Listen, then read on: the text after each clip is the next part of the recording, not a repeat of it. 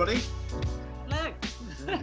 So we're on episode 8. So another. I mean, I can't believe it's 8 now already. So no. people still seem to be listening. So we've got a guest with us this week, Peter McKay, who the legend that is Peter McKay. Yeah. So I'm sure plenty of people have already heard of Peter, but is a commentator, professional commentator. I work with him on another podcast as well, so Porsche Sport as well. How are you doing, Peter? I'm doing very well. This is an absolute pleasure to be on the Veloce Podcast. I'm feeling very fast and fluid today. yeah, you might notice he sounds quite familiar from the start. So just to give people a bit of a background of you, so kind of what got you into motorsport initially? Well, the short answer would be my mum. I suppose the stereotypical way of getting into fast cars or racing is usually a dad and lad, isn't it? But actually it was a little bit different for me. My mum has a very similar driving style to Michel Mouton, and that was kind of where I got that first feeling of speed, was sitting in the passenger seat with her. She had a Subaru Legacy Estate, which wasn't actually the most sporty thing in the world, but she knew how to pedal it. And she also then, after that, she had a Skoda Fabia VRS, which I bought years later off her and then put it in a field. Oops. But yeah, that was definitely, mum was she was a huge rally fan, and my earliest memory, probably earliest childhood memory, full stop, was 1995 British RAC Rally. Colin McRae goes on to win the World Championship, and for me, this was like to see this Scottish guy in this car that made this most amazing noise. The sound of that ProDrive Subaru at that time, it just grabbed my imagination in only a way that people have had their imagination grabbed in the same way could kind of understand, if you like. And it was. And I I can still picture my mum's sheer excitement over this, over that big win, big championship. Of course, youngest ever world rally champion, still is to this day. Yeah. I'm sure young Mr. Solberg and young Mr. Rovanperä might have something to say about that in the next 5 years, but clock's ticking. And yeah, I mean, Colin was my hero when I was a kid, and that was very much my mum that installed that in me for sure. The other one was when we lived just outside Perth. There was the Perth Scottish Rally, and Malcolm Wilson was driving Michelin Pilot liveried Escort RS Cosworth rally car, and I remember this going flying past it a million miles an hour, it seemed. And then that Christmas, I got my first Scalextric set, and it had that very car in the set.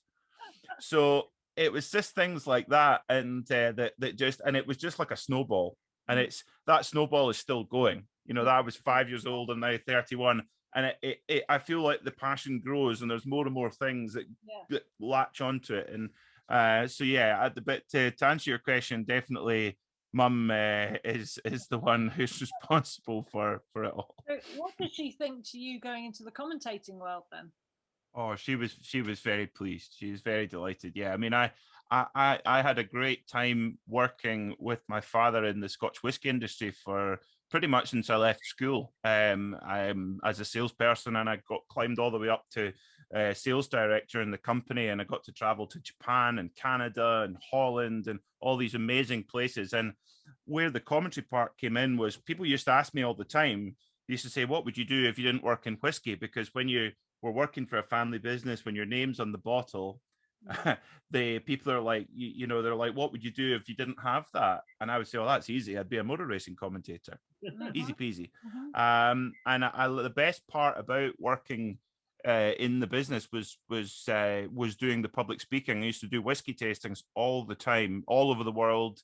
And you had to be informative, you had to be engaging, you had to be entertaining, and you had to be able to relate to people and explain things. And it's exactly the same as commentary. It's just a different subject. Yeah. But when my father and I, we moved away from the business, left it in the hands of our partners at the time. And I went out, got a job quite quickly in another company. And straight away, I realized that I was free. and I could do what I was on, basically on Civvy Street, I call it. Yeah. And I was like, wait a minute, I can do what I want to do here. And that was when I started to work towards this hobby gone mad, which I'm doing now, which is with the commentary, but also writing as well. So I write about motorsport and cars, and then but the commentary is the main part of it. So that's kind of where it came from. So Mum was delighted, and normally my parents always would tell me rightly to go down the kind of safe route, and I'm surprised I was actually surprised that they didn't say, maybe just better keep going in the whiskey industry. And and the whiskey industry have been very good to me. I got to did very well with it, but it was my passion was motor racing and cars. You only live once, don't you? And I think, yeah, especially having that experience you've had from the whiskey industry, like you say, that's actually helped you, if anything. It has, now, right? So it has. You've got to give it a go. I know you well and know how passionate you are about motorsport, and it seems a waste not to use that really, and enjoy yourself with it. So did you ever fancy driving or racing or rallying or? Well, yes, I did. Field with a yeah.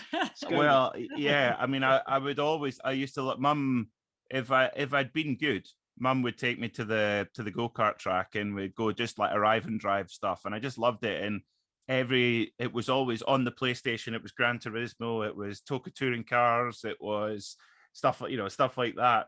And I remember when I used to go to Knock Hill for the Super Touring, the British touring cars as well. But I would have loved to have gone go-karting, but I do remember, and I didn't really quite understand what was going on, but when I think about it now, I do. My dad, it was in the kind of early days of the internet, and I can remember seeing my dad going on and looking how much a go-kart would cost and stuff like that. Really? Funnily enough, it went awfully quiet after that. So I think he went no. Yeah. And the thing is, Dad was a director in a really big business at that time. So, but even then, he thought, absolutely no way. Well, you, as you know now, how expensive it is. Oof. Not just karting. I mean, karting's incredibly expensive if you want to do it properly, because it's like mini Formula One now when you go. The thing is now they're starting at 4 years old. Oh yeah. And Barbino karts, and then by 8 they're up in cadets, and they've got data telemetry, they've got a whole team around them, they have to be out all the time. It's very impressive stuff, but the investment is huge. It is, so even if you are a director of a company or something like that, I still think it's a tall ask if you really want, one of your children wants to be a Formula One driver or racing driver of some kind. I think it's hard, isn't it? It is, which is why a lot of people go off to the States as well, isn't it? Just to get support. Yeah. Which is well, I know when I started racing in 1992, and there were people around me. I was only doing little local Formula Ford races, and people were spending 50, 60 grand then. God, wow. 30 years ago, and you think, well, crikey, Yeah. I wasn't spending that. I was no one set of tyres for the year, and that was me. Yeah, but I guess if you want to do it though, then you've got to try find a way of making it work, haven't you? As well. So I suppose should we move on to Sebring then? Yeah, let's talk about some motorsport. Yeah, so Peter obviously is a massive motorsport petrol head anyway, but you do know a lot when it comes to the sports car scene, don't you? Probably far more than we do, honestly. On that front. So what did you think of the 12-hour Sebring race? Well, it was as always, Sebring throws up so many storylines. I mean, there was, it was just compelling viewing. I mean, probably the biggest story from Sebring was the Porsche, the WeatherTech Porsche 911 RSR. So for the benefit of those who don't know Sebring or the IMSA WeatherTech Sports Car Championship, which is kind of the American equivalent to the World Endurance Championship in effect, and they kind of carry similar significance. The GTLM category for years has been, it's not necessarily exclusive to manufacturers, but they've been the only ones crazy enough to go and spend the money to run a GTLM car. It's a very, very sophisticated car. It's the same car as the GTE cars that you see at Le Mans. So your Aston Martin, Vantage, Ferrari 488, 4GT, etc. And really quite trick cars, aren't they? They're not very, very trick car, and they are built with. This is why it amazes me how many of them end up in private hands at Le Mans. Shows you how big Le Mans is. I mean, it's just bonkers, but they are really, really expensive, and therefore it's been the kind of hunting ground of Corvette, BMW, Ferrari. Well, not even Ferrari. They've not even really been involved in GTLM. It's the big factory efforts have been BMW, Corvette, and Porsche, and of course Porsche closed their GTLM program at the end of last year. And at the end of last year, it was looking like there was going to be Corvette, and that's it in the GTLM category. Okay. That was the very real prospect that it was going to be just Corvette. And of course, that's happened in the past. Corvette have run uncontested before. It shows their commitment to sport, you know. But so that was what it was looking like. But then a rumor started to come around that Cooper McNeil, whose father David owns WeatherTech, who are the title sponsor of the championship, and Cooper is classed as a silver driver, which basically classes him as a very strong amateur. Yeah. So he's an amateur should never be seen as a negative connotation. Amateur simply means nobody is paying him to be there. He is paying to be there. Yeah. And you know, he won 2 American Le Mans Series championships. He had won Sebring before, but he'd been racing in the Pro-Am GTD category for a couple of years with good success. But this rumor started to come out that they were going to progress and go up to GTLM, which a lot of people are thinking that's brave, because in GTLM you can have any standard of driver you like. So it's Corvette factory drivers, all platinum, BMW factory drivers, gold if not all platinum, and Porsche in the past, again, all platinum. World champions, Le Mans winners, no restrictions at all. So for a silver driver to go into that arena is brave. But I personally believe that the McNeil family, who own WeatherTech, did it to effectively they built a GTLM program to keep the category going for one more year. As a way of helping the series, which they've supported for so long.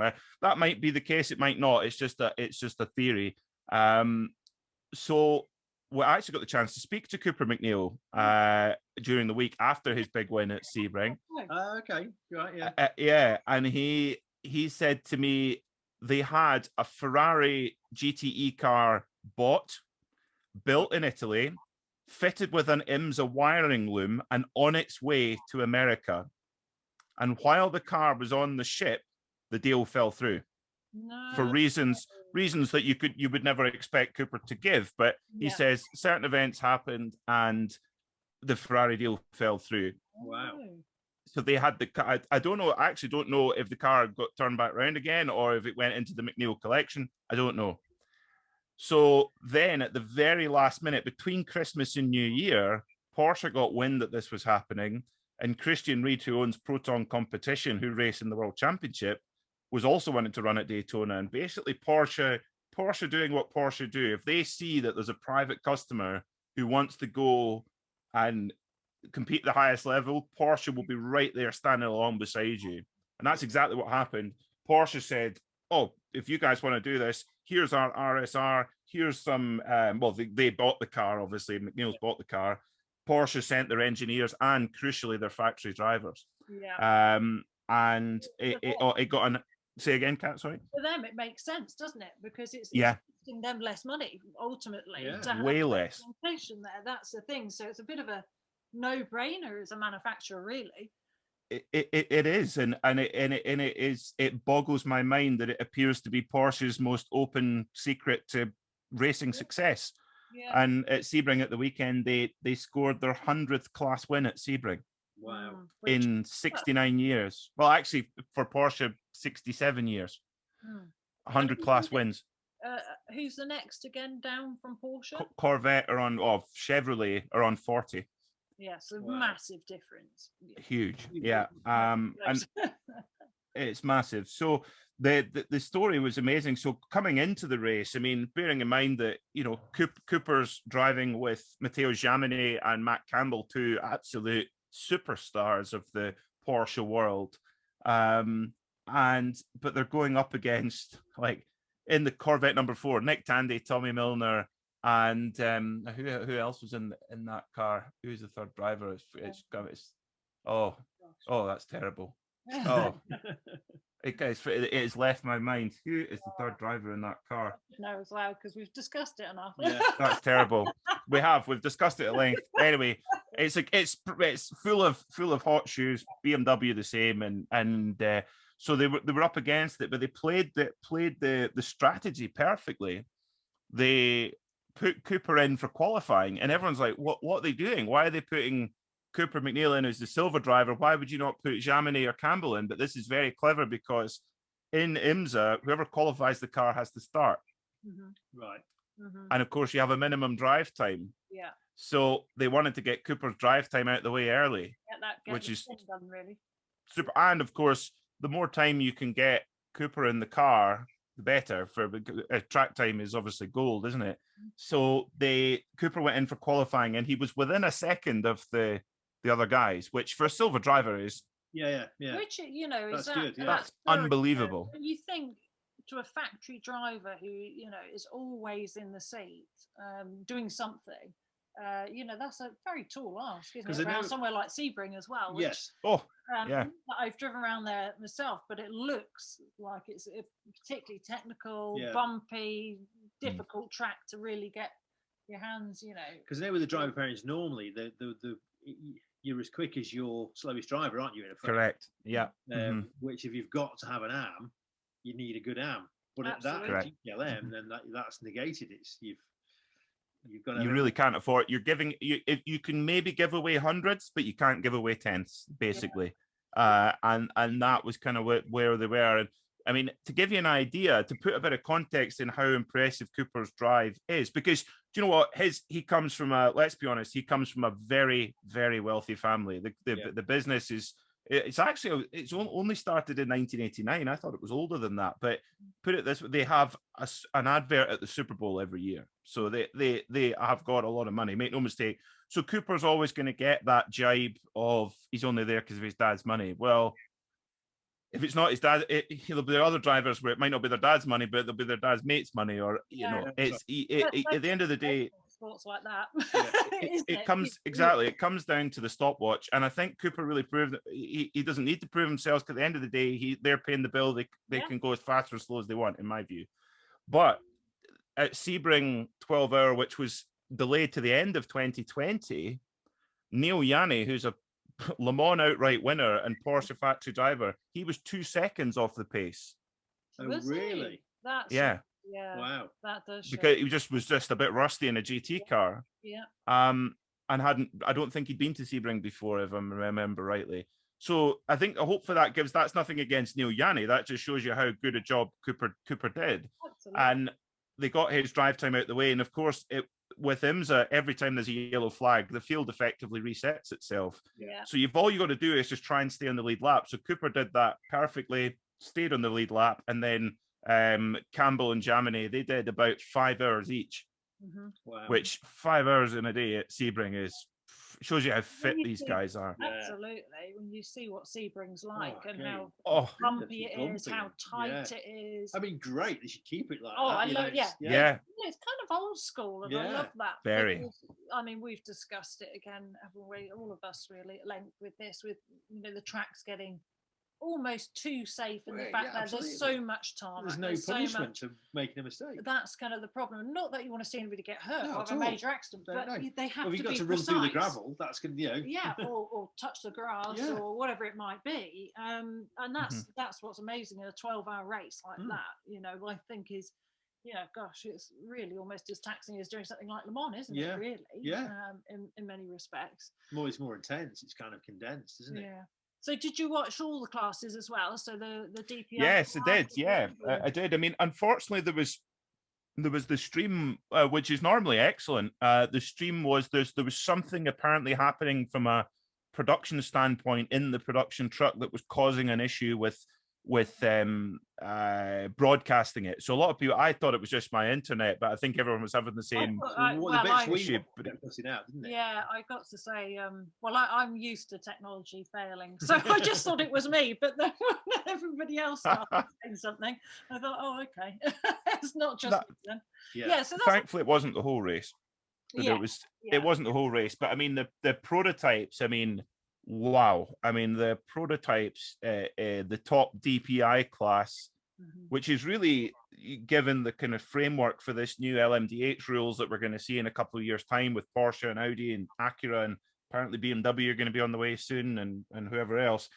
But I mean, we saw again how Scott Dixon, for me, the best all-rounder of his era. Maybe couldn't agree more. Unbelievable guy. I mean, bearing in mind he drives these prototypes 3-4 times a year, and he's quicker than anybody, anyone. Because it's funny with Netflix doing their F1 thing, and one of the guys, they start off with, these are the 20 best racing drivers in the world.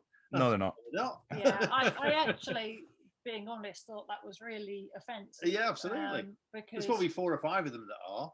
Yeah, but you just can't measure just Formula One drivers. No, you can't. Just because they're that route. And Scott Dixon, well, we've said a few times, haven't we?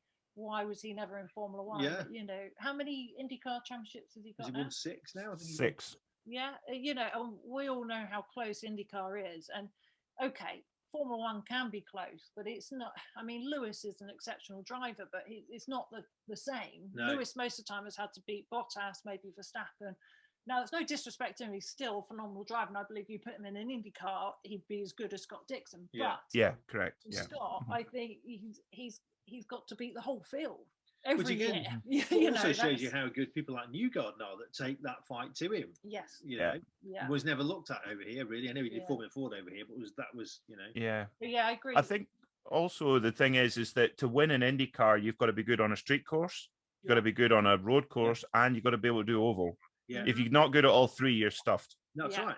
Yeah. That's the thing. And you hear now, like, for example, oddly, Jimmy Johnson, of course, 7-time NASCAR champion, he's retired from NASCAR, he's gone into IndyCar. He's going to only do the road courses, which I find bizarre. I would have thought he'd maybe do the trouble, hasn't he? I believe because your first lap is your fastest, then it tails off. But then IndyCar keeps going, and I think he's found it really quite hard to adjust to that.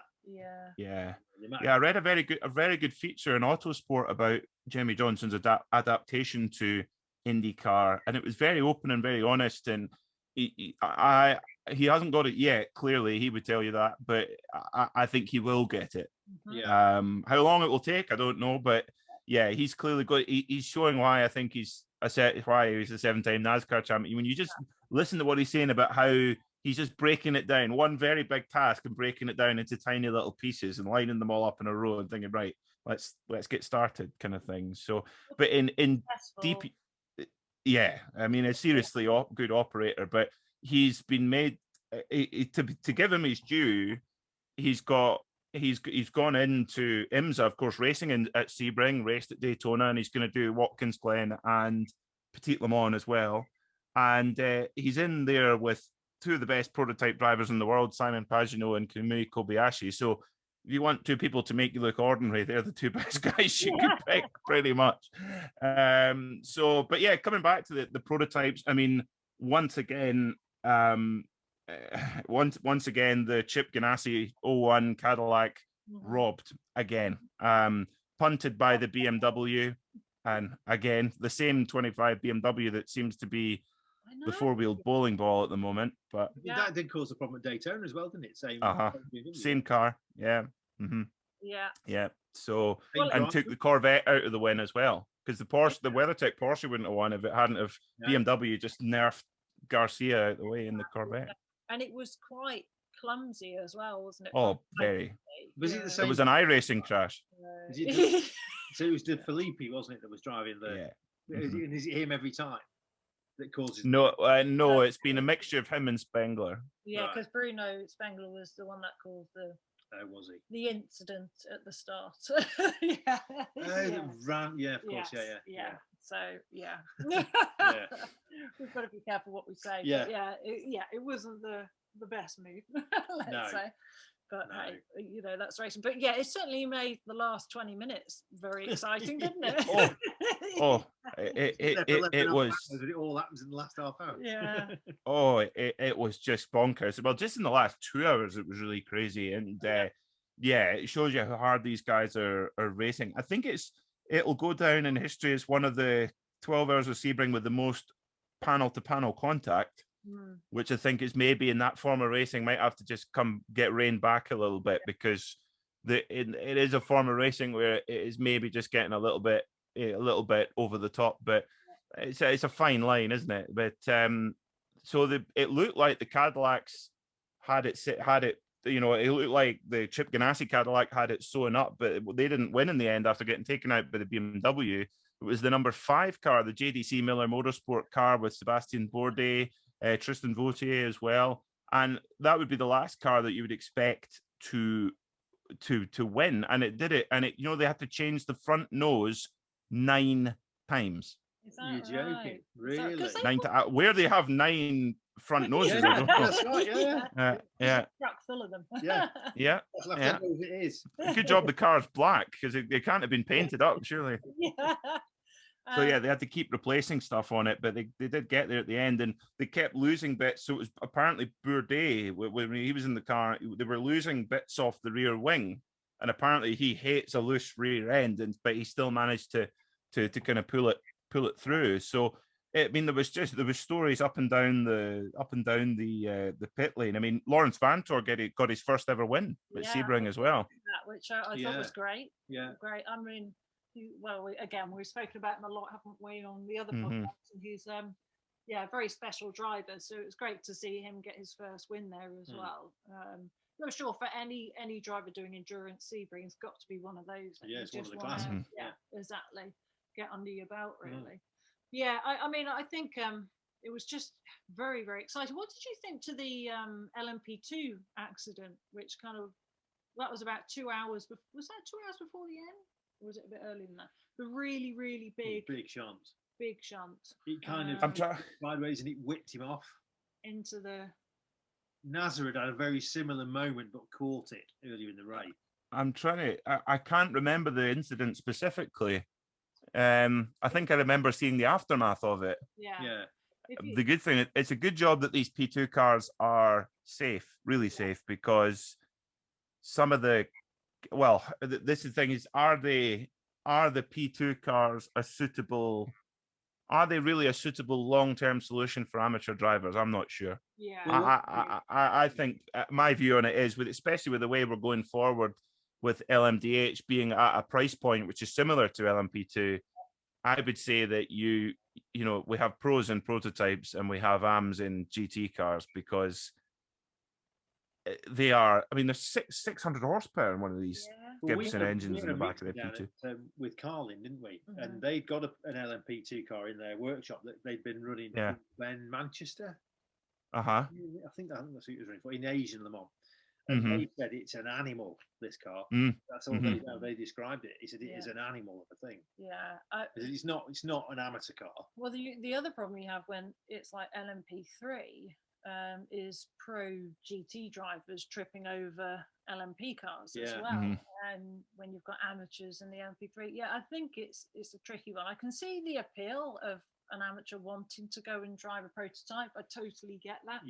But I think you have to be, I mean, in all the cars you have to be very precise, but you know, LMP cars, just like a Formula One car or any single seater, you have to be so precise all of the time. You haven't got ABS, you don't have any aids, so you've got to be really accurate, and doing something like a 12-hour race. I think it's asking a lot. But I remember the accident, because it looked like it looked like something had failed, because it sort of really went at the back, didn't it, initially? It was on cold tyres, I think, though, wasn't it? It was, that was the other thing, because they don't have tyre warmers, do they, or anything before going in? So so there was a question on that as well.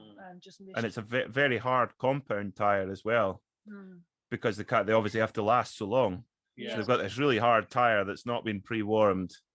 And if you watch them in qualifying, it can take 5 laps to get any kind of lap time at all out of them. So they've got to keep going round and round and round. But I mean, it's changed a bit now. But I mean, Alan McNish, or Petit Le Mans in 2008, when in the diesel Audi, which is arguably got a lot more power and torque than that, but still it's relative. But he was coming out on the parade lap, driving out to the grid, and just 40, 50 miles an hour going down the S's at Road Atlanta, straight in the wall. And it's just like Bermuda Triangle, gone. He says you can't have a tire that hard with no pre-warming at all. It's just dangerous.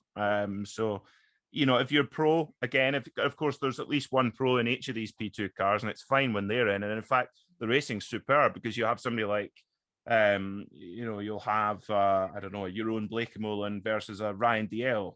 Now that's a battle that anyone would want to watch, but they're, you know, can be 5, 6, 7 seconds a lap quicker than the guy that's the AM driver. But isn't it? Yeah, it is. And the thing is that it's a really tough one, because if you look at something like Cooper McNeil's he doesn't do prototypes. He just does GTs, and he believes that, he said actually in his interview the other day, saying that, you know, it's got to be relatable to a fan as well. And in the end of the day, the amateur drivers are fans gone mad, if you like. Yeah, and right. The thing is, why for him, he's driving an RSR, and he says the car is just unbelievable. He says, because he used to drive like a version of the Cup car and then the GT3, and he says that car compared to the RSR is night and day. He says you had to work so hard with the rear engine car. He says now with the RSR, with it so much lower and so much further to the middle, he says it is just magic. He says you still have to push, but he says it's just a dream to drive. And the bit that I don't get is that not enough for an amateur driver, really? Yeah. A 500 horsepower car like the RSR with massive track and aero and everything. At Le Mans, was it Le Mans last year with I can't remember, it was qualifying where a P2 car shunted into the wall, and like this big fat guy gets out and rolled over the barriers, and you think that guy pulls that up. Why is a 60-year-old guy trying to do Le Mans in a prototype? It just I mean, I think they do try and manage it now, don't they? It just seems ludicrous. They have to qualify now to get into Le Mans, don't they, and things. Well, he pulled out, didn't he? He ended up not doing it, didn't he? But absolutely. I think I like I said, I can see the appeal of doing it, but I think if you don't have that much experience and you're pretty new to motorsport, and then you're throwing, even though you've got the money, but throwing yourself into that kind of level. Go do classic Le Mans. But I can't even see how it would be enjoyable, because surely you want to be competitive or feel it's within reach. You know, and that's the thing. If you're so out of your depth, I mean, I wouldn't, to be honest, even with the experience that I have, I wouldn't want to be thrown straight into that. I would be like, gosh, I need to practice first and do this and build up to, you know, and I've done a lot of racing, but it's just being realistic, because I wouldn't enjoy it if I was thrown straight in and thought, gosh, there's too much out of my depth here. But I guess for so many people, especially with Le Mans, it's a dream, isn't it, for them, and they get that opportunity. And I guess some probably learn the hard way a little bit, like that situation. But I can see it from both sides. But it's it's a bit like with the Ferrari that tripped up Davidson a few years ago. Yeah, that was. And the same Ferrari tipped up McNish as well. That was Well, that's when I think they changed. Just having the money shouldn't be qualification enough, should it? But I'm sure they've changed it now. Am I right, Peter? They have to qualify. It's results driven. Yeah. The only thing is that the entries are given to. If you notice now on a Le Mans entry list, there's a heck of a lot of TBCs. If you think about it, like the car's got an entry, so there's a team got their entry, they've got a Ferrari in, or they've got a Porsche or whatever, and they've got their pro who is employed by the team or wherever they're employed by, and then 2 slots, and then do they go out and then sell those slots? Probably. I mean, apparently a seat at Le Mans in a P2 car is 7 figures easy. Sometimes maybe even to 8 figures actually. I mean, it kind of doesn't surprise me, but no. But it's a season's racing in one 24-hour period, isn't it? So it's, but for so many people, it'll be the dream, I suppose, isn't it? You know, like I think what got me into racing really was going and watching Le Mans. Yeah, for real. And, you know, I think when you go and see something like that, you can't help but want to do it. And it'd still be a dream for me now to go and do that. So I get the appeal, but you got to know your own limitations, though. As soon as they've got customer Corvettes, Cat, we'll need to figure it out. Yeah, we'll have to do it in a Corvette, obviously. But we're allowed to talk about Corvette on this podcast. So it's okay. Yeah, that's right. It's not affiliated to any particular manufacturer. Not Porsche or anything. So what about Formula One then? I know, honestly, your heart's very much with the sports car scene. Well, have you seen much of the pre-season testing or any of the build-up Formula One?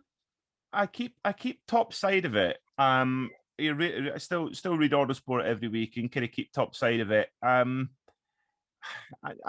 used to be such a big Formula One fan when it was on BBC. Yeah. And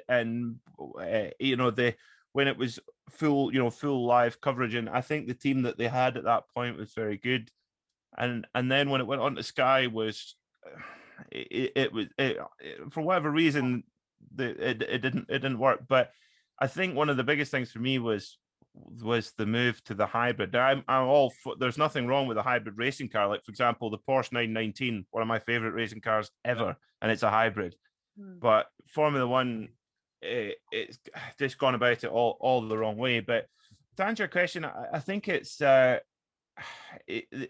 Formula One is tricky, and you look at, I feel like Formula One now is actually kind of almost conditioned in an environment where people are happy to accept certain things that really shouldn't be acceptable. You've got teams that say, you know what, we'll be really, really happy we can score a point. Yeah. And you go, wow. And I know that's always been the case, but it seems way more than normal. It seems that the haves and the have-nots of Formula One have got worse, not better. Yeah. Oh, I agree more with that. I think we're so used to the top 3 teams, maybe 4, and then the rest kind of, like you say, I mean, they're great. They get a point, and look at what happened to Williams, and that was incredibly sad. So hard. Yeah.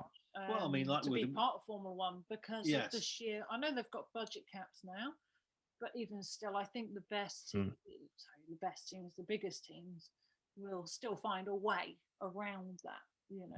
What we said about Haas, Haas this year have said they're not going to develop the car because they're going to work on the 2022 car, and they've got 2 rookies, neither of which have got particularly great pedigrees. And you think, so why are you going to spend 150 million pounds riding around at the back? That makes no sense to me. I think, I think with Mick Schumacher, I think he has a lot of potential. But he could have done with an experienced driver with him, nurturing him very much. But obviously, it's Marzipan's dad who's actually paying. He's paying for everything. Yeah, by the looks of things, anyway. So because there was that question whether he'd even compete. Yeah. Well, that was a horrendous situation for everybody, really. Apart from Mazepin and his family, because they effectively bought their way out of that one, didn't they? I mean, absolutely. if you put up, you're a Formula One super licensed driver, the FIA, you're one of going back to the point we mentioned about Drive to Survive. They're 20 best racing drivers in the world. That doesn't just mean lap time. Yeah, no, absolutely. If you want to go by that metric, you have to be good at everything, and if you are meant to be effectively the red arrows of racing drivers, you cannot be seen to be driving a road car, leaning over the back of the seat to grab your girlfriend or whoever she is knockers. It's not a good. And then putting it up on a social media platform to millions of people. That's a really stupid thing to do. Absolutely. But nobody needed to know that he was bringing money to the team. There's nothing wrong with that. There are plenty of other drivers that do that, and plenty of other teams that accept it. But after that, and it was basically, I wonder how much more money they had to fork out to keep him in the seat. Absolutely. And then the question wasn't there whether he was going to stay. I think Haas were looking at options, really. Well, if you look at it from the point of Carl Haas, the team owner, why does he need to do it? He's had a lot of success in IndyCar and in NASCAR as well. But what is the point for him? I don't get it, because he's doing Formula One to promote his very successful multi-billion-dollar CNC milling company, Haas Automation and stuff like that. Now, that is to be in that sort of big business in America, you probably need to be pretty well connected politically. And to have a race car going around in one of the most high-profile sports in the world with Russian flags all over it and a Russian driver, you're spending all this money to make yourself look really, really, really bad to the people you need to look really, really good to. I go, what is he doing? I don't get it. Yeah. And what Mazepan, because of what they say about Mazepan is obviously his dad's an oligarch, and the way that works is essentially problems go away, and that's what. Yeah, they do. Yeah, they do. The problems gone away. Have some more money, make it go away. Okay, that's happened. But you can see that with Mazepan's attitude, can't you? Yeah. In general, because in pre-season testing, he almost hit Hamilton. He did, So Hamilton had a spin because really struggling with the car in pre-season testing, and he effectively slowed down, and he almost lost it and hit him. But then he came on the radio bragging about it and joking about it. And you think that is the last thing you need to be saying, knowing that gets broadcast. That's not a private between you and your engineer. And you think you've already got a lot of negative attention on you. And then this, and you think, but it's almost, I think, unfortunately, he's in that environment where they're a bit untouchable. Or so I think they are. So he just does what he wants. Well, in full intents and purposes, he is untouchable. Yeah. Well, that proved if you get away with that, I don't know what else you've got to do. No. Yeah. If you think what happened, I don't know what else you would have had to do that could have been a great deal worse than that. And to me, the FIA should have just snipped his license. Yeah. They should have just said, you're done. And sorry, because you can't wait. If you're going to have a super license, you need a super license to be in Formula One. If you're going to have a super license, there's a conduct that you follow in and out of the car. And that, for me, breaks it straight away. You can't compete anywhere as a Russian person because of the Olympic Committee. Well, exactly. That's another matter. Yeah. Flag, is he? So you think there's how many alarm bells do you need? Yeah, I know. There's a lot of issues, isn't there? But yeah. Yeah. I've been on one episode. I'm going to get you shut down by the Russian government. Move on. Anyway. Yeah. So have you seen any of the free practice today? I know. I haven't. No. What's been going on? Tell me. Yeah. Here's the non F1 fan leading forward. So tell me who's going quick. Yeah. Well, we've only seen free practice 1, haven't we? Yes. Well, just have a look at the results. Free practice 2. Is that finished now? Yes. Okay. I don't know the results. And the news hot off the presses. Verstappen quickest. Again. Yeah, and second, and that was Norris. So this is Norris, the McLaren have definitely found something. Yeah. Well, we've discussed it before, didn't we? They've got a trick diffuser, haven't they? Absolutely. Now, obviously, that kind of became apparent 2 weeks ago. And of course, in 2 weeks, a lot of manufacturers can, like Mercedes, chuck some money at it. Absolutely, to try and play catch up. And I think they have to a point when you see pre-season testing. Well, the Mercedes was nowhere. He was unpredictable and unstable. Yeah, Lewis was spinning a lot, and you just don't see him do that.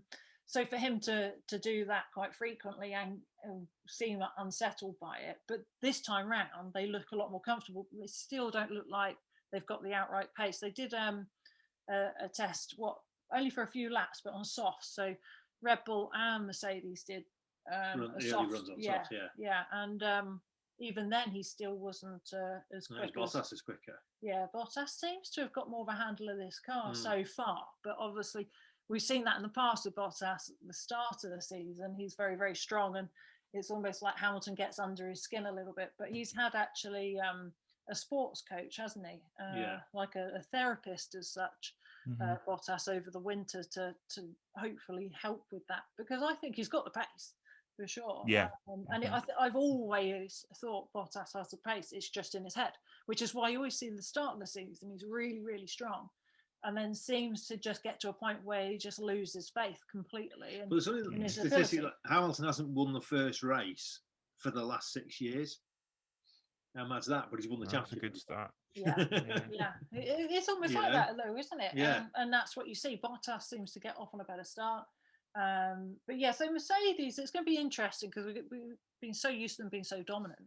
I mean, I kind of hope that it is tighter. It's absolutely. Well, Really? the top 10 were covered by a second in free practice 1. So, you know, That's definitely best. Yeah, That's more like it. Yeah. yeah, absolutely, yeah.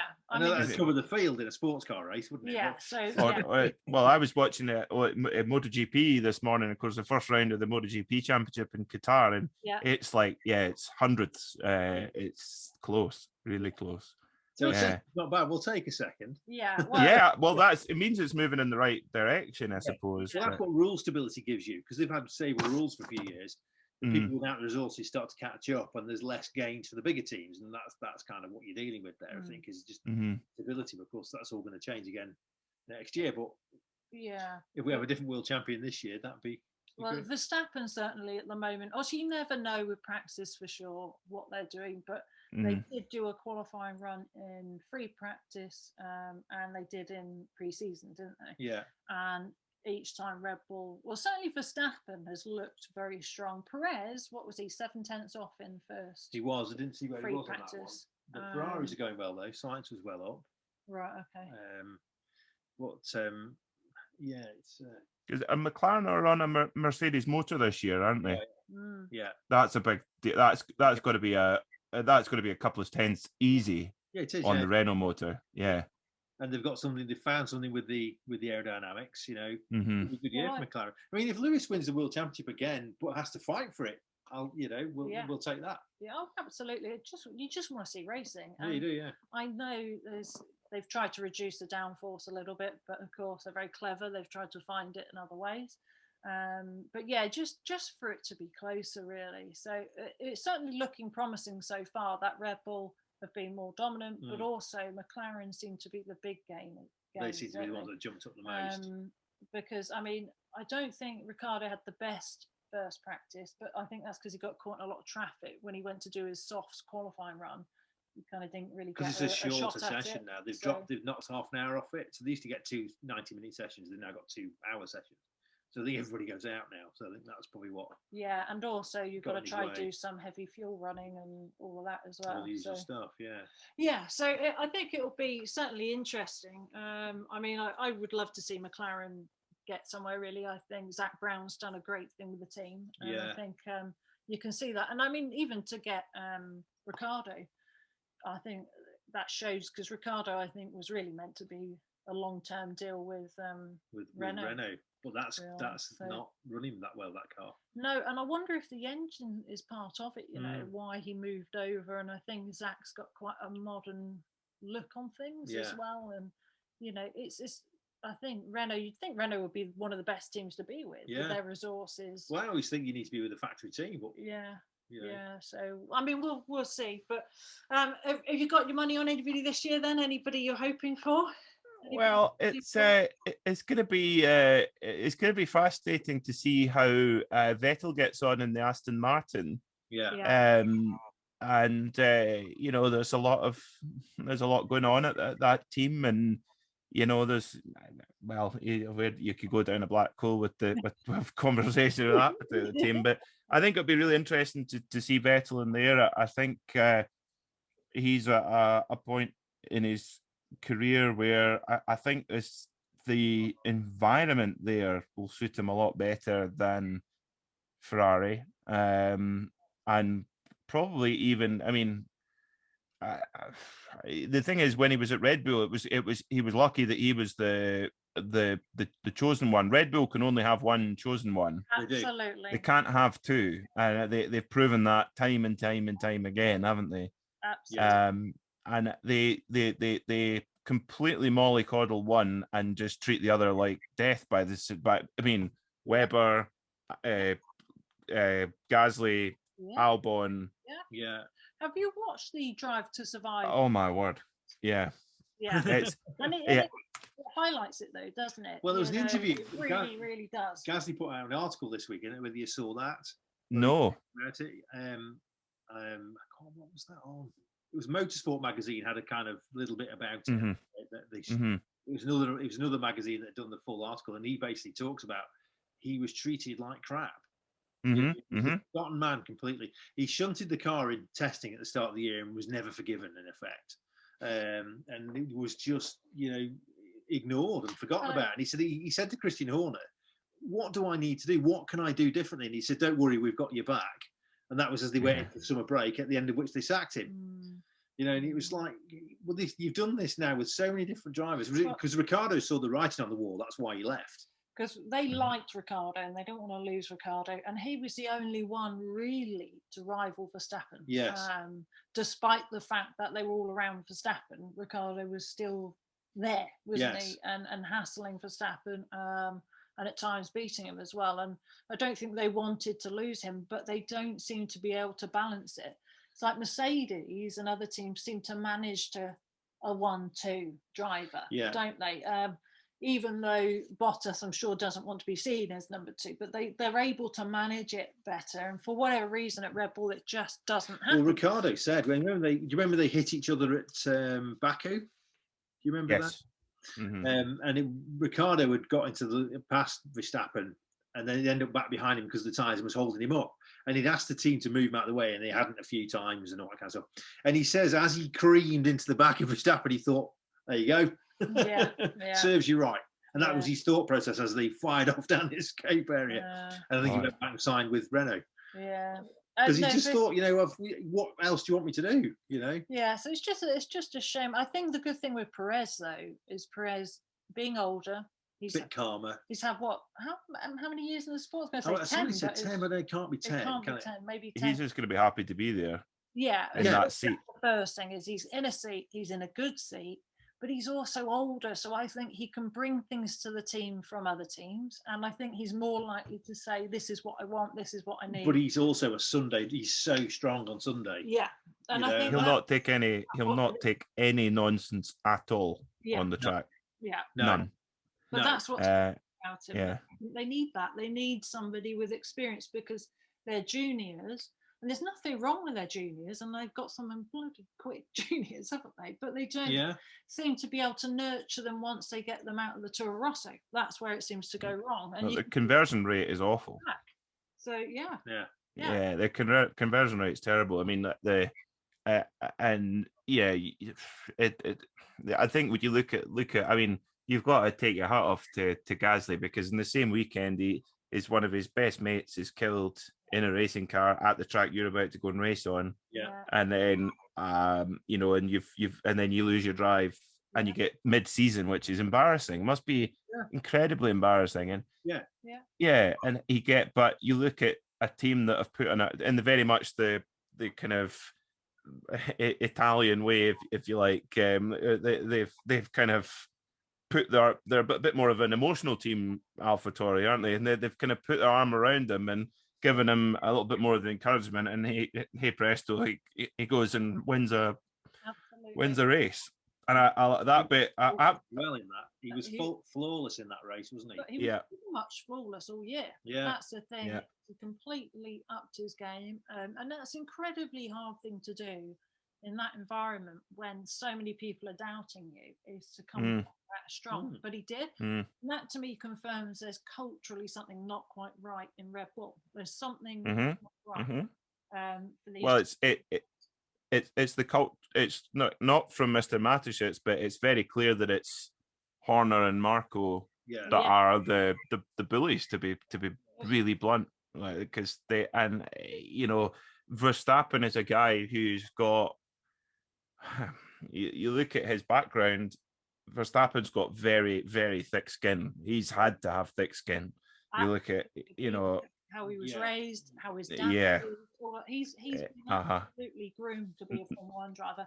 But nothing's going to get to him. A harsh environment, very much. And he openly talks about that as well.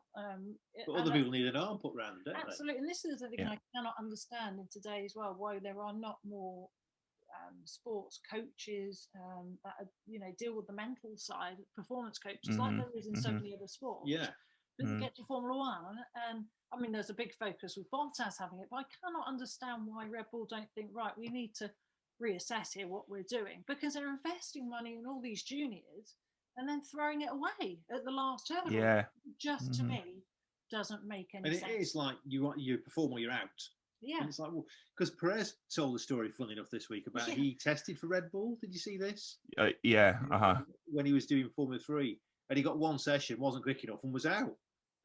Yeah. All right, hang on a minute. I thought I'd got another run. But no, the reason he wasn't quick enough is he was uncomfortable he in the was car. hitting his arms. He couldn't fit properly, so the seat would be made wrong.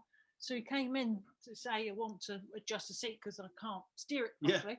And they just sent him home. Yeah, there's the door. Yeah, and that's the seat of the pants Helmut Marko decision process. That's what, funny enough, Patrick Long said. He said it was a 5-minute decision, list of names, yes, no.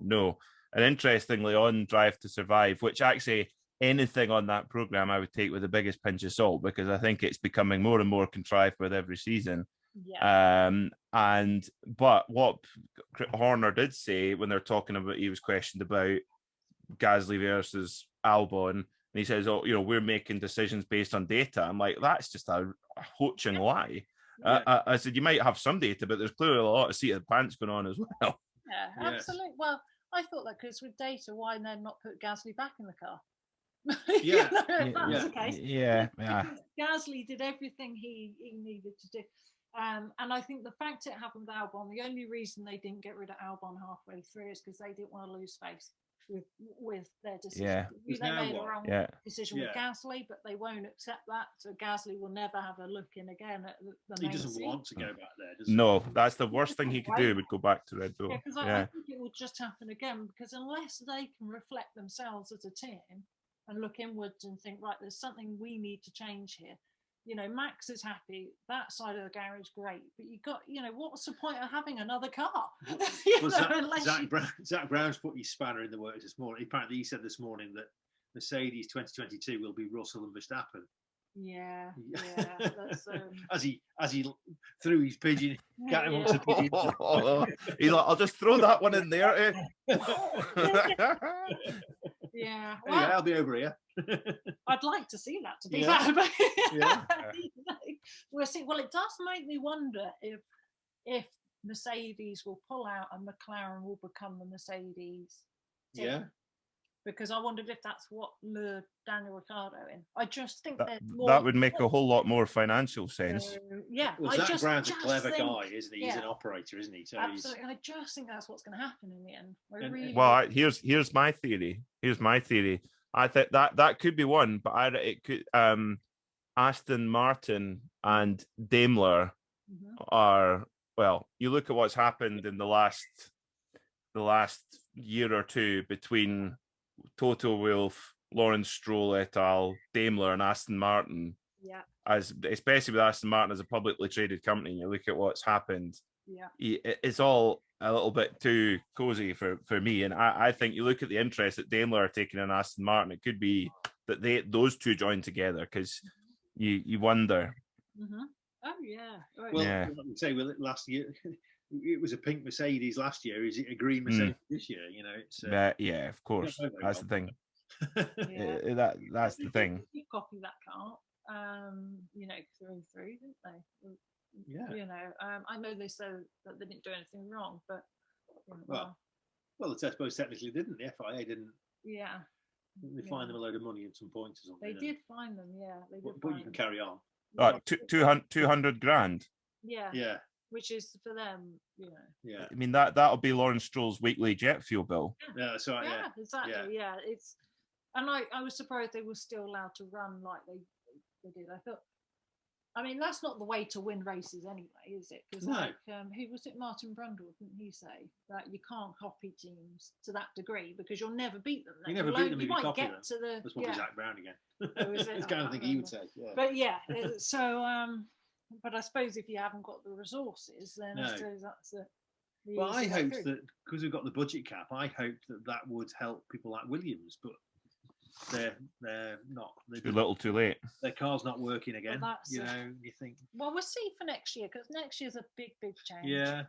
And it could just tighten it all up a little bit. We'll have to see. But that was all very odd a few years ago, Paddy Lowe, wasn't it? When the car wasn't ready and he suddenly walked out and disappeared. That was all very odd with Williams. Do you remember that? Was it last year? Yeah.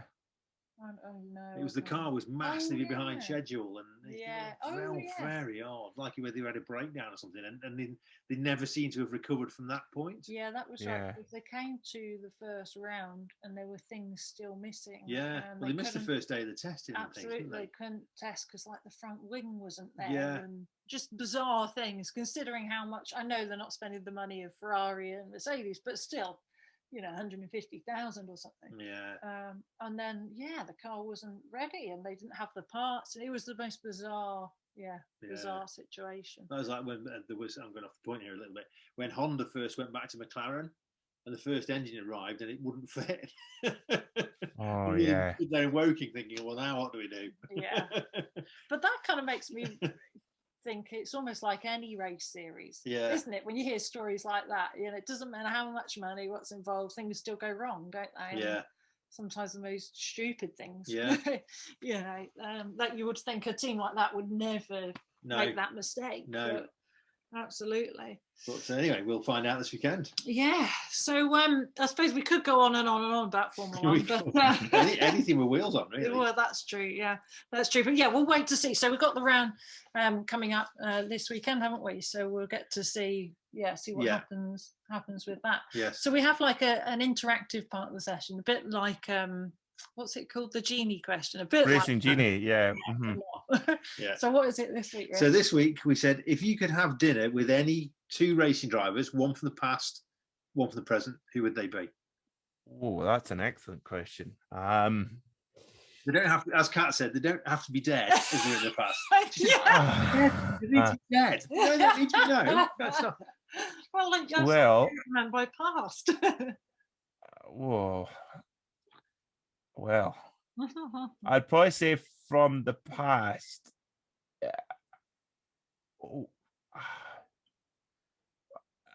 The thing is, oh well, I tell you what, I wouldn't. I tell you what, from the past would have to be Colin McRae.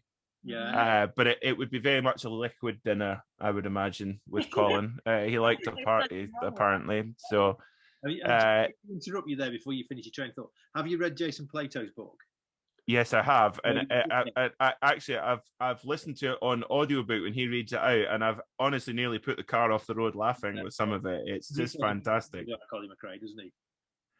That is a very good story. Not fit for broadcast, yes, but that is a very good story. Yeah, yeah. So that definitely go partying with Colin McRae would be the one from the past. From present, that's a good one. It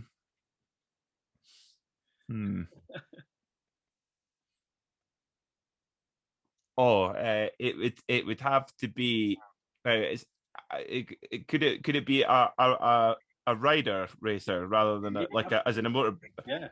I have to say I would love to have dinner with Valentino Rossi. Yeah. I know that's quite an obvious answer, but yeah, I think just to sit down, a couple of bottles of wine and a bowl of pasta with Valentino Rossi, and the thing is he's got such a passion for all kinds of racing as well. He's done rallying, he's done various F1 tests and stuff, even put on Michael Schumacher's helmet to try and stop the Italian press seeing him, and he still got caught. And his mum phoned him up and said, "You look really stupid today, son, doing that." So I think he would be a really, really interesting guy to chat to. Yeah. So Colin McRae and Valentino Rossi, maybe the two of them at once. My God, that would be that'd be fun. Well, both massive characters. Yeah. I mean Rossi. I think he's So you having Rossi as well, then? Living legend, isn't he? Really? No, I'm not. Well, sideburns as well. That's very important. He likes the sideburns. He does. Rossi. Yeah. He's kind of one of the only men that can actually pull it off for some reason. Thanks, Kat. That's really nice of you to say that. That's really good. Yeah. How old is Rossi now? He must be 40, is he? He is. Oh. He was born February 1979, so he is 42. I was going to say, yeah. I mean, and have you seen his new bike out today, the Petronas Yamaha? It looks. I've seen pictures of it, but I haven't actually beautiful. Seen... Yeah. And that'll be huge for the sport because, of course, being a Malaysian team in Malaysia, honestly, bike, like two-wheeled anything is just the last word. I mean, MotoGP is like football here. It's massive. So yeah, I think that'll be big for the sport, having him with a Malaysian team. Absolutely. I love MotoGP. I think for years it's been so close, and really, really, really good sport. It's a shame actually that it doesn't get a bit like rallying and things. Well, like all sports, motorsports now, it's hard to find them, isn't it? And to see them. Yeah, compared to how it used to be. And I do think we'll end up with less fans over here because of that. Because I just think it's not as accessible, really. Well, that's definitely happened with MotoGP in the UK anyway. I mean, obviously, it will always have an allure in Spain and Italy. I mean, again, it's massive in Spain and Italy. But in the UK, Rossi was way more of it was way more of a household name when it was on BBC, when it was free to air. And to give them their credit, the BT Sport guys, since they came in 2014, their coverage is first class. I mean, the commentary, the expert analysis, Neil Hodgson, and unfortunately Keith Ewan's not doing it anymore, but it was... Say again? I love Neil Hodgson. Sorry, carry on. Now, listeners can't see this. You should have just seen Kat's face there. He's an excellent commentator, is Neil Hodgson, and very good. But the problem is BT Sport is a small fortune. It's not so much the cost; it's the fact that you can't stumble across it, which people could BBC on a Sunday afternoon. Yeah. I think that's the issue. Is that you have so many subscriptions now, don't you? Which is why we don't have BT Sport. Because you wouldn't watch anything else on BT Sport. You just watch that. Weighing things up. If you think, well, by the time you've got the Formula One channel, and then you've got this, you've got that, and it starts to add up. And it's a shame because I used to watch MotoGP all the time. And Rally and IndyCar were on there for a bit, weren't they? Yeah. But now Indy's moved to Formula F1, One we channel. can see it. Yeah. So we started watching a lot more IndyCar again. Yeah. But it's just a shame, really, because I just wish it was more accessible. The same with rallying, but even like watching the Sebring race, it was quite hard. I know you only need to go on the website, but then it seemed to not run very well. I appreciate that was the only time, like you say, but it's things like that you think it doesn't help get new viewers into it. No, you kind of get one. You're only then appealing to you're appealing to people that know that it's on, know the time that it's on, and will actively turn on to watch it. And I mean, the viewership is going very well, but for IMSA, for example, but the reason why IMSA viewership is going very well is because it's on NBC. Yeah, exactly. And I think you do need something big like that to really get people into it. Sorry, I'm digressing. Yeah. Sorry. Who are your people? Well, you probably would guess mine. Both of you probably guessed. To be fair. So past Damon Hill, because you said, So, I have to say Damon, because I mean, as a child, he was definitely my first racing hero. Mine was Nigel Mansell, but I'm not having dinner with him. Yeah, but there's definitely Nigel Mansell was a bit of an arse. You end up paying the bill, Richard. I'm not sure you can say that. I actually like Nigel Mansell, but there's a lot of. I actually know somebody who used to be his accountant, and she always said he was lovely. Really. But when it comes to the sport, I think he can be an incredibly difficult man to please. But Damon's not like that, obviously. So I'd absolutely love to really just chat, because I mean, in his book he's open and honest, and very. And he's very but I mean, even away from the sport, he's just a very interesting man, and that's the thing. I think you not even just talk about Formula One or motorsport, you just have a really nice time with him. And then my present would be Fernando Alonso. So it's really predictable. But again, because with Fernando, after work taking out a few people that are very high up in Formula One, and all of them saying that, when I say who's the best driver, all of them said Fernando, which surprised me. Some who work very closely with Lewis and other big names like Verstappen and things, and everybody still says Alonso. And I would love to actually meet him and kind of find out why that is. Why is everybody say him? you know. Well, not everybody. Probably when you meet him, you'd realise why he's not been able to get in the seat and stay in the right seat for the right amount of time. Yeah. Well, I'd ignore that bit. Here's an out. There is a bit of a tenuous. There is you'll like this one. There is a tenuous link between both of our choices there. Between, do you know what Fernando Alonso and Valentino Rossi have in common? Go on. Because I've got but there you go. Yeah, Valentino Rossi's ex-girlfriend is Fernando Alonso's current girlfriend. Oh, there you go. Yeah. Lucky. Mine's nothing like that as exciting. At PEC once, Mark Webber turned up in one of his Porsches because he's got a collection, but it was a 4-litre GT3 RS. And he was chatting to our chief, Gordon, and he said to Gordon, that car has been driven by Jackie Stewart, Fernando Alonso, and Valentino Rossi. He's hardly done anyone, but those three have all driven it. How can you be a female that goes out with Valentino Rossi and then Alonso? I mean, that's just not fair. That's just, mind you, I'm guessing she's a bit of a looker. Well, just a wild start. Yeah, I'm sure she is, but still, no, I have a theory that Rossi's gay, but I think we need to save that for another podcast. So no. So in terms of my dinner guests, Richard, your choice. Yeah, I could have picked hundreds. Yeah, I know you could have. Yeah. So people like Jackie Stewart, for example, but I know all Jackie Stewart's stories because I just read anything I find about Jackie Stewart, I'll read it. So it would probably be Mario Andretti for my driver from the past. Just because you kind of look a bit like Mario Andretti. You got that, a little bit. Yeah. Yeah. And from the present, you made me think actually, because I was going to go really obvious and say Charles Leclerc because just something about him, but I think I would go Michael Dunlop. Oh, that's a very good one. Yeah, he's such an enigma. Nobody really knows Michael Dunlop, and he's one of. When I was growing up, a racing driver was like a gladiator. Yeah, you know, and he is the epitome of that. You know, you His never know book he's coming back. You never know if that's the last time you'll ever see him. He just has that kind of air about him. Yeah. Michael Dunlop's book is one of the most enthralling books I've ever read. And a bit like Damon's, where he's had his demons, hasn't he? Oh yeah. Well, both of them have had the ultimate pain, if you like. Yeah. Both lost parents, and Michael, you know, God bless him, he's lost his dad, he's lost his uncle, and then just 2 or 3 years ago lost his brother. Yeah. All to the same thing. And in fact, I've got a set of leathers in motorbike leathers in the cupboard beside me here.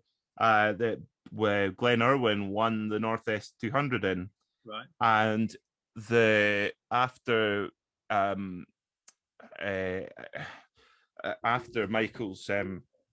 Michael's brother William passed away, his fiance was pregnant at the time, and they had a 1-year-old as well. So they did a charity auction for it, and so I got the leathers from that. So it's kind of a cool thing to remember. But yeah, I remember going to the Isle of Man TT in 2013, and Michael Dunlop won 4 in a week, and he did a lap in the super stock race.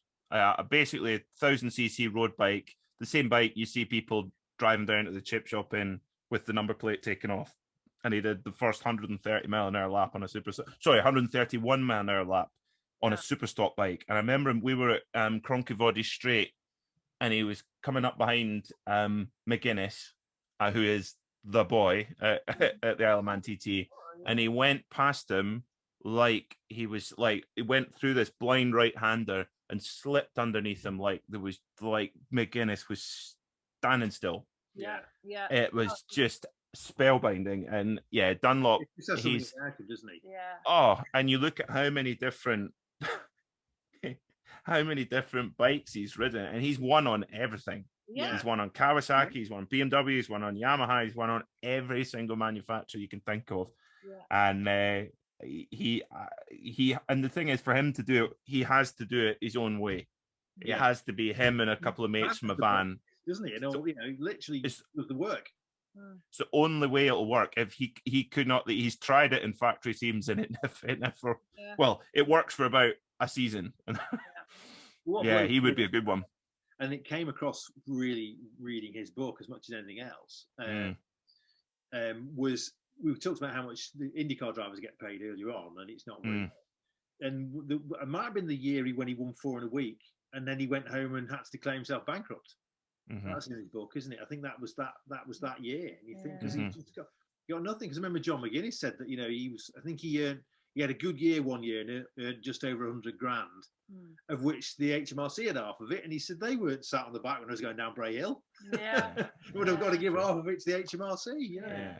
Oh no, they didn't much money at all. No. Do they? I mean, I think the TT profile's got bigger. Yes, they probably do more right now. Perhaps. And I mean, I don't know if they earn much now, but I think they get more, certainly more attention. And I think people like Guy Martin have probably helped just with general people People may watch a little bit of motorsport, but perhaps not really, really into it. No. Are more likely to be drawn into the TT. But yeah, I remember the first time I went to the TT, and I honestly thought, I don't know if I can watch this. I was so nervous the whole time.